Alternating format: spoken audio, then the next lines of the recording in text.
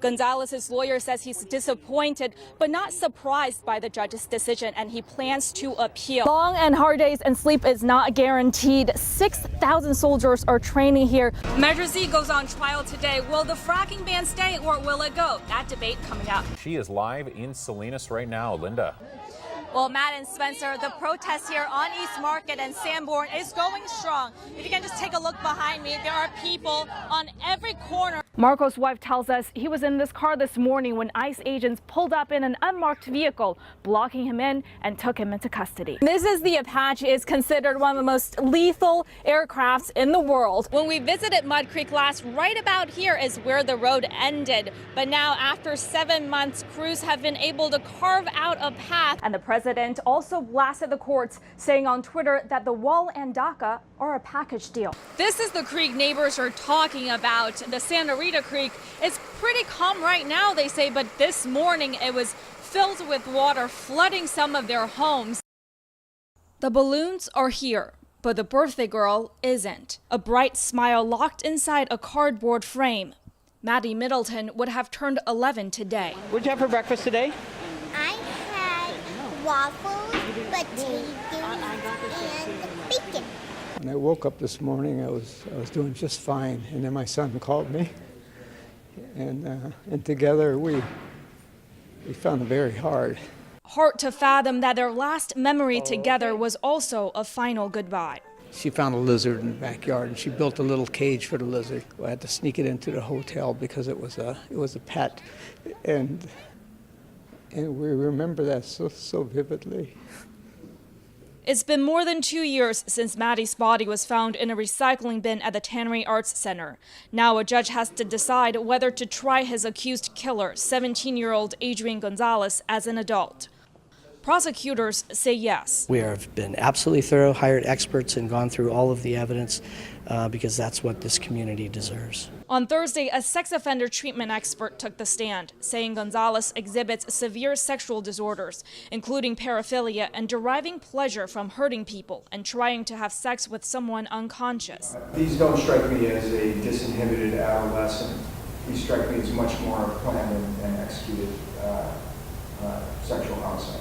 The calculation and sophistication didn't stop after the crime. Prosecutors say Gonzalez also knew good behavior in juvenile hall may earn him a lighter sentence. But Gonzalez's lawyers say that's not true. AJ's been behaving well since he was arrested in July 2015. That was long before this new law came into effect. So to say that he was acting well, preparing for a new law that wasn't even in the books is absurd. With more tough back and forth ahead, Maddie's family is taking this special day to send a message to their little angel. I love you, Maddie. This hearing has gone on for longer than many expected, but prosecutors and defense attorneys say they want to be as thorough as possible before the judge makes his decision. In Santa Cruz, Linda Zhang, KION News Channel 546. Two boys, too young to grasp the new reality that their father might be gone for a while.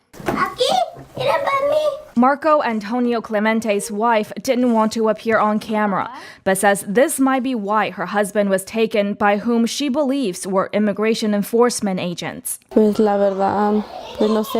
truth, I'm not sure. I was helping get his immigration papers, and I suppose that's why. Marco's wife tells us he was in this car this morning when ICE agents pulled up in an unmarked vehicle, blocking him in and took him into custody. He was dressed normal. He had a gray sweater on, blue jeans, and a vest, and it said police on the back. I did not see the word ICE. Marco's wife took these photos during her husband's arrest Tuesday morning. Immigration attorney Blanca Zarazua is finding the lack of uniform identification troubling. They're implicating the Salinas PD there, right? You're in Salinas with a police jacket, and they need to correct that. Like, who's out there?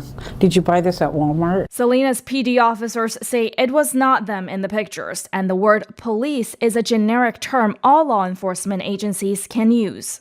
If you're dealing with people who are wearing police markings, you need to assume that those are in fact police officers and follow their instructions. If you have concerns, you can always call 911 and we'll verify whether or not it's a local or a federal agency. To help their undocumented neighbors with no prior criminal history, immigration experts say legal residents and citizens can ask for an officer's identification and also record any interactions and arrests. That goes to if procedures were followed or not, and if they're not, then you can do a motion to suppress, where you suppress the evidence that they obtained through illegal means, and then possibly throw out the whole deportation case.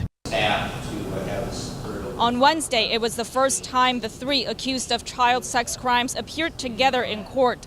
A quick hearing, but the investigation involving James Kohut, Rochelle Brandon, and Emily Stevens is far from over. There was a new video that we discovered, and we are going to be filing new charges. New charges for all defendants in this case, and Rochelle Brandon's lawyer says they are serious ones. We're just receiving the discovery, trying to figure out what's going on. There's a whole lot of new information. Rochelle Brandon's brother didn't want to appear on camera, saying he's received death threats. Off camera, he said his sister told investigators about the video, but they couldn't find it. So when he saw a recorder that fit the description, he turned it over to the FBI. That's in addition to what investigators already have, a video made in a Scotts Valley hotel where Brandon and Stevens allegedly molested children as young as 3 years old. Kohut faces 11 felony charges, Rochelle Brandon 8, and 8 for Emily Stevens. All have pleaded not guilty.